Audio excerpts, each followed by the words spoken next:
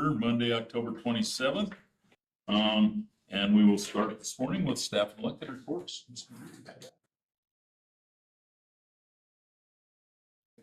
Oh, is that on? Maybe not. That's my fault. I forgot to turn it on. Sorry. Yeah.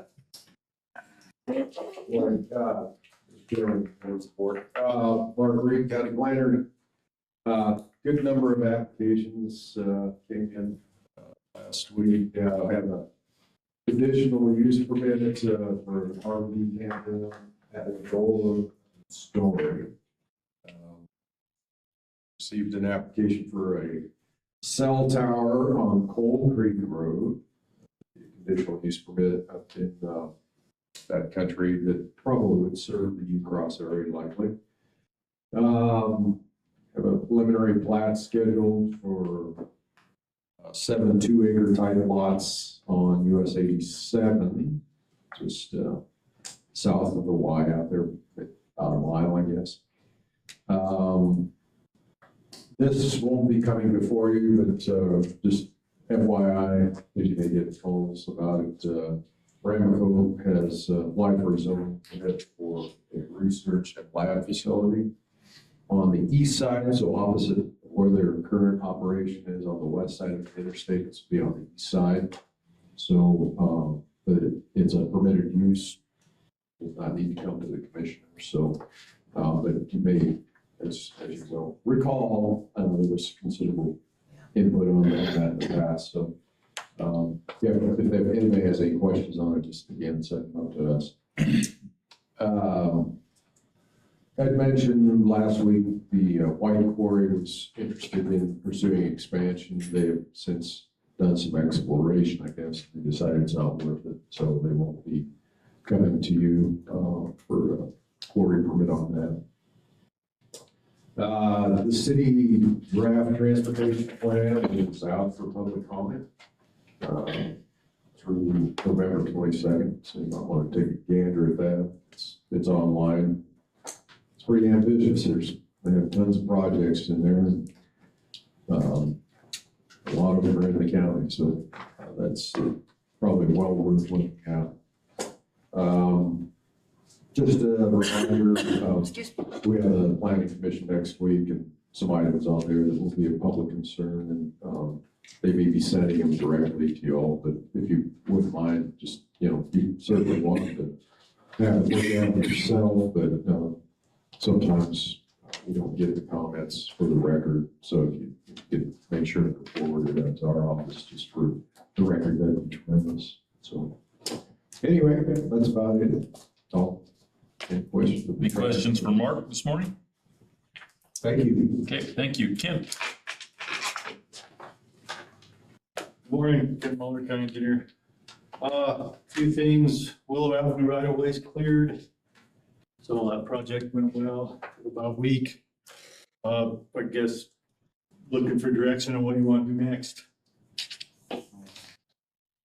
My recommendation would be that we just use road and bridge crew and equipment time to get a little bit of a better road through there for right now. And then either go out to a consultant to start designing a project or what, so.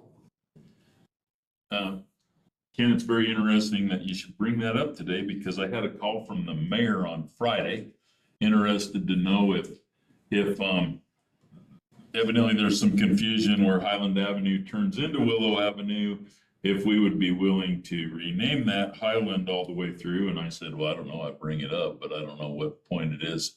I guess it would still be a county road, not a city road, unless if we played let's make a deal with the city and said, well, if you want it to be called Highland, I don't know. But anyway, it's interesting that, yeah, he called me Friday and asked me about that.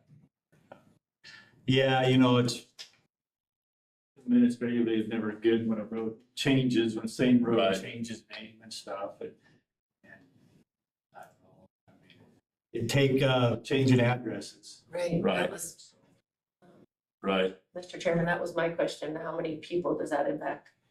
I'm not 100% sure about that. 1, 2, 3, 4. 3 or 4. dozen, A dozen? Oh, wow. probably a dozen around, Okay, between 6 and a dozen, somewhere like that. I think there's that many addresses out there. Mr. Chairman, I what don't think was that, the city's reasoning? What issues are they having? well, What's the problems? they that they're- had some sort of a committee meeting and I'm not 100% sure. But it was mainly emergency management stuff that, when roads change names, and then we've talked about that about other roads before. When roads change names in the middle of the path, then it becomes a situation in the middle of the night with emergency management as to where you really are. But I mean, something we can explore, I guess. yeah, I agree. Let's explore it and have some more thoughts Okay. about it. Ken and Mr. Chairman, I think Yeah. back to the original topic, I think that sounds great for now. I know we don't have the money to really do any significant drainage work, but I think getting that road legit Yeah, through there would be a good first step. Okay, I think that would be good. Ken, I drove it yesterday and it's just almost a 2-track with a lot of almost mud bog there, so I think it's a good idea to get Road and Bridge down there to yeah, we gotta work on it.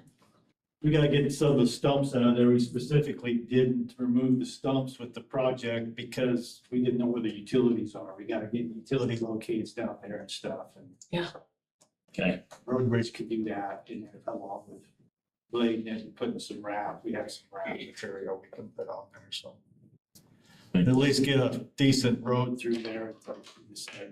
Ain't gonna fix the drainage problem. There's just no way of fixing drainage problems there without underground storm sewer in the ground, right. so.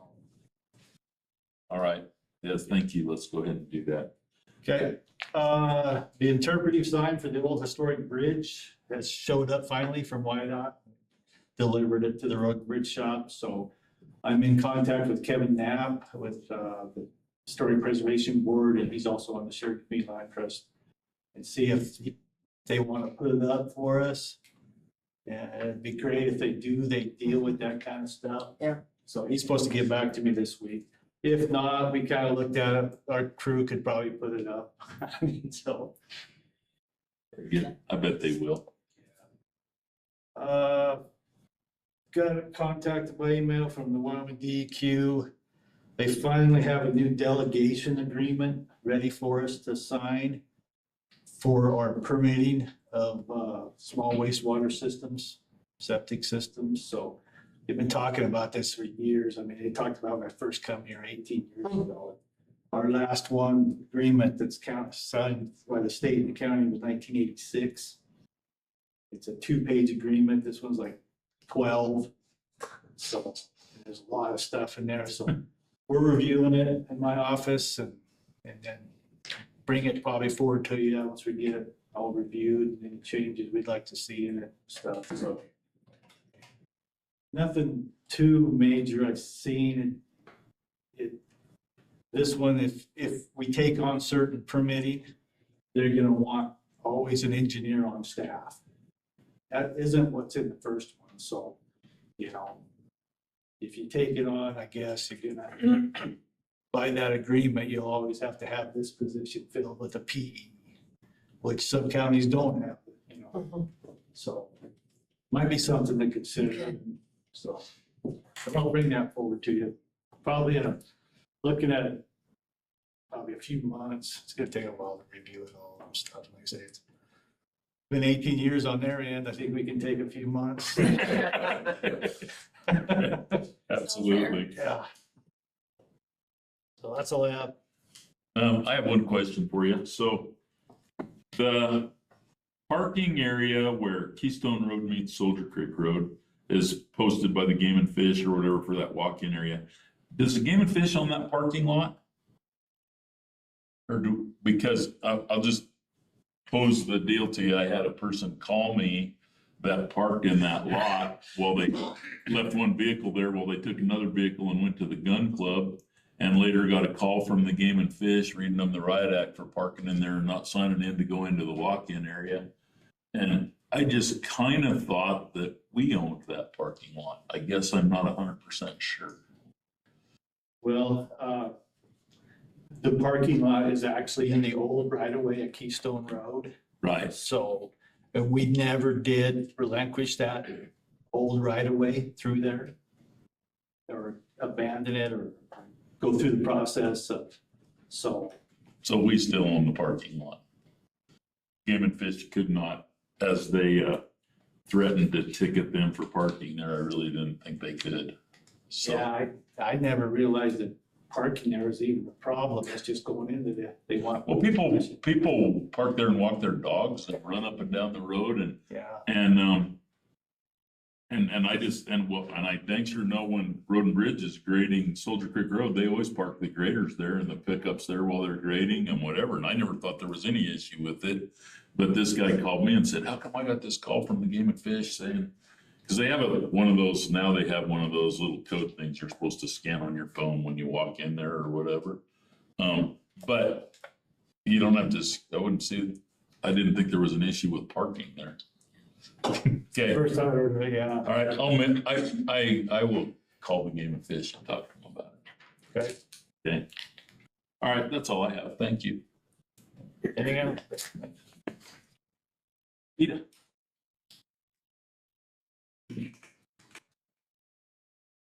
Morning. Bishop Towson, County Clerk. I wanted to circle back and ask you if you're ready to give me any direction on the available liquor licenses that you were notified about of the state liquor division. In the past, we have done a type of notice to the public, like a notice of intent, that we had X number available, and if anybody was interested, they had until such and such a date to apply. Because in the past, they've been highly sought after. I don't know, I'm currently not aware of anybody looking for one, but there could be somebody out there. But if you wanted to proceed to give actual notice of that in notice of intent, let me see, notice of intent to accept applications for retail liquor licenses, what we've done in the past. We did it in 19 and in 18. We talked about the price.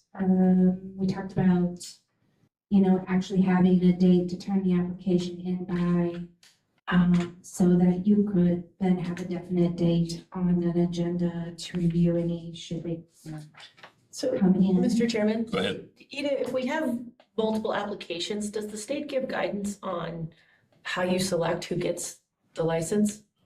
No, but in the past, we selected a date to turn them in by so that you could consider them all together. Yeah. Instead of a first come, first serve, but it's up to you. You can do first come, first serve. But in the past, we've done a notice with a deadline so that you could consider all at once. I certainly think that'd be appropriate. Clint, would we need to pass that at a regular meeting to do that? Or can we just authorize Ida to do I'd like to see that done in a regular. I think I would too. So could we have a proposal for that? Could we have as early as next week, or do you want to wait a couple weeks till the next meeting? I guess I don't care. We don't have a meeting. Yeah, we have a meeting next week, right? Yeah. Could we have a intent ready for that? Sure. We can add it to the agenda. And that could go on the agenda, right? Right, so, Okay. yes. Thank you for that direction. And then, first quarter is over, so you'll see a July through September first quarter report in front of you. You'll see the contents. There's my memo, the very first thing, we kind of say paper, so you're going to see a lot of stuff front and back, which is fine. It's in the print just fine. We did do a budget summary for you, where we are at this point, a revenue summary as well. And then we just went through 4 is revenue and 5 is expenditures. And so if you look at the memo, which is the first thing, budget memo, you'll see that just a brief rundown of what you're about to see and what you're interested in reading and not reading. And the long and the short of it, though, the easy report is that at this time, the bottom line of each budget is fine. There's individual lines that may be going over. There's maybe things to consider within departments for each own department, that type of thing. But the bottom line of each budget's in order. But again, I just want to do like we did last year and give you this to put in your hands to have a look at. We also included for number 2, the budget summary, just to kind of show you, kind of that snapshot is kind of nice in the green, pink, and blue. And as of September 30th, this is where we are with the departments.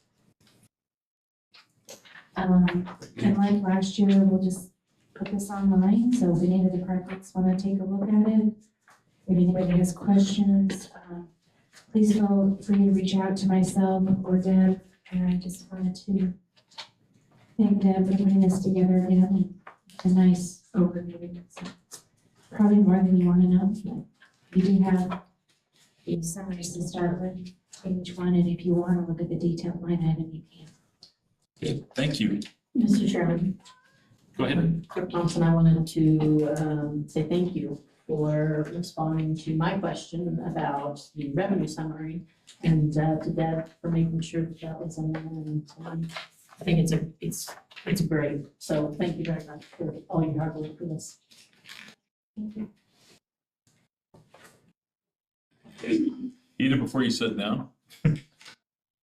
about 6 weeks ago, we approved a position for your office, and I just hadn't seen that posted yet. I was just interested to know where we're at on that, or if it's not necessary, or what the situation is on that position. No, it's not posted yet.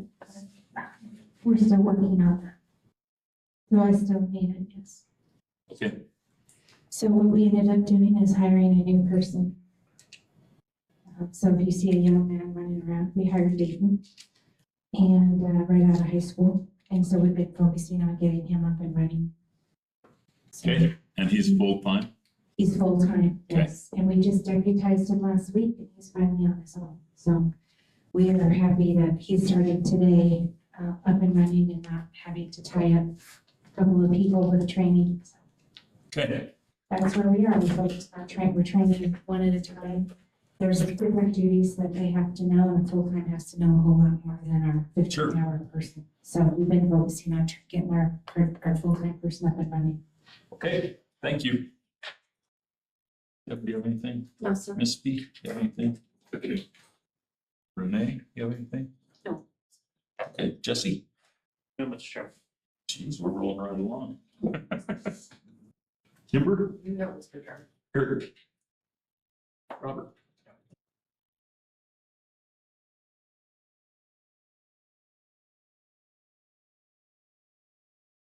Thank you, Mr. Chairman. Robert Gill, Sheridan County Airport Manager. I just want to give a heads up. I've got a proposal opening for a hangar at 903 West Frontage Lane. So another round of hangars and proposals. So just a heads up there. Also, I got a interesting request on a sublease agreement. This would be at the Spindler Building. That's in the Legacy Business Park. Someone looking to do an online car retailing. Sublease agreement includes 800 square feet of parking lot, which is about 4 stalls, a little bit of office space. So somebody then can sell cars online. When we established that area east of West Frontage Lane there as the Legacy Business Park, say that was good 6 or 8 months ago. Didn't get the CCNRs, the covenants, conditions, and restrictions of the other business park and future business parks. Those the CCNRs were tied to that. Didn't get that tied into the Legacy Park. But with those CCNRs, that is a prohibited business in that business park, any type of used car lots or anything like that. So I don't know what the thoughts are there, getting the CCNRs tied to the Legacy Park as well. If you still want me to bring this request to you guys for consideration, that is something that came about in the last week. Also, along with cars, this morning I got a call from somebody very interested in starting Toro cars here in Sheridan. That's something I've kind of kept a close eye on.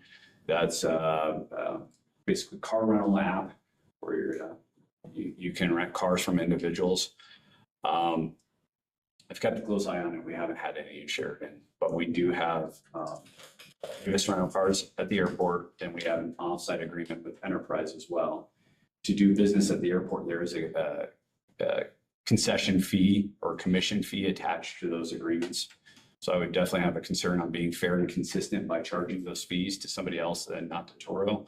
So I had done a little homework in preparation of this probably coming one day.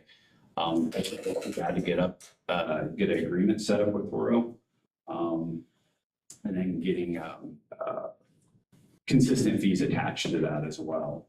I'm thinking it's probably something that we might as well just go ahead and move forward and get an agreement in place. Because I think if this person doesn't do it, it's probably a matter of time. Mr. Chairman? Go ahead. So Robert, how does that work? Like, I couldn't just, as an individual, get on Turo and say, I'm gonna, rent my Suburban out to somebody and just do it on my own, and they pick it up at Walmart when they get in, or? Yep, is this exactly. You can do that. Okay. And This so would be for parking spaces at the airport for them, or?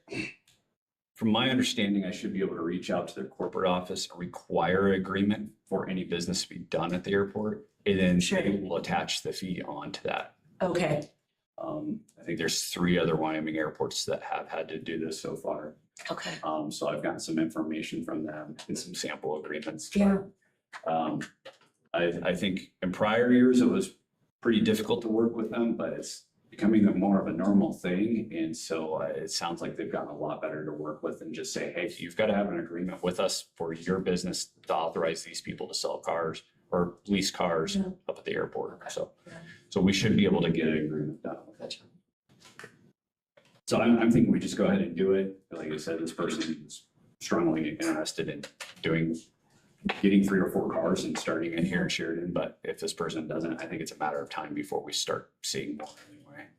I guess, Robert, in terms of your earlier question about the legacy part of the business park and the 4 car spots that somebody wants. Yeah, I mean, it's right behind Avis. There's a ton of cars there anyway, and then all the cars at the air, I guess containing it to that legacy part doesn't bother me. Okay. Unless we feel like it might cause problems in the future, but I don't know where we'd have the space in that legacy area to even grow something like that, to have a used car lot. yeah, I don't know.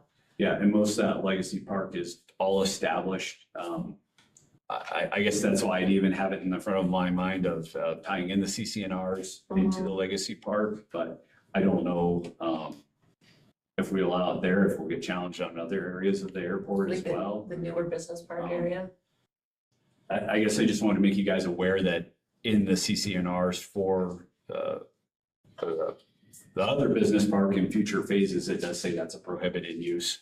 But if you'd like, I can just go ahead and still bring it forward to you guys for consideration and go from there. Yeah, I don't know. Because at the same time, that's what I was thinking. Yeah. Like, well, 800 square feet is 4 parking stalls. So Yeah, if I'm driving by, I'm not even gonna notice. Yeah. But like, what issues does it cause in the future? I don't know. I got something to chew on.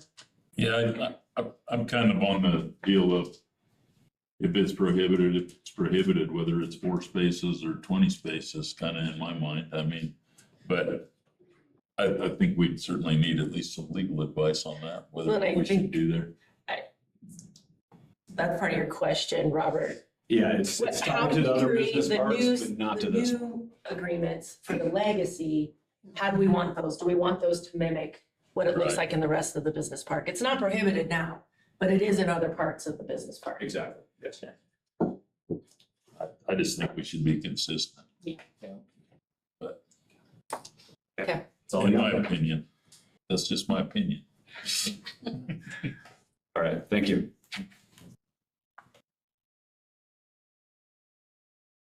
Diana, No, thank you. Kelly? Kenny? Levi? Clint? Cameron? Mr. Chairman, Commissioners, good morning. Just letting you know, the auditors will be arriving this morning. They'll be in the building and all component units the rest of this week. So focused on that, that's what the clerk and treasurer's office. That's all I have. Okay, any questions for Cameron? Okay, Mr. Jennings, Don't think I have anything. I might be out one day this week, but I'm not sure if that's gonna happen also. Nothing right now. it's up to you. Mr. Arzy. No, I don't have anything. Okay, thank you. Mr. Haswell? No. I also have nothing today, so the next thing on the agenda says executive session pursuant to Wyoming statute 16-4-405, subtitle A, subtitle I, matters concerning litigation. Open to motion. Mr. Chairman, I would move to convene in the executive session pursuant to state statute 16-4-405, A3 matters concerning litigation. Second. Probably moved and seconded. Is there any discussion? All those in favor signify by saying aye. Aye. Aye. Any opposed? Motion passes. And we go into executive session. Thank you.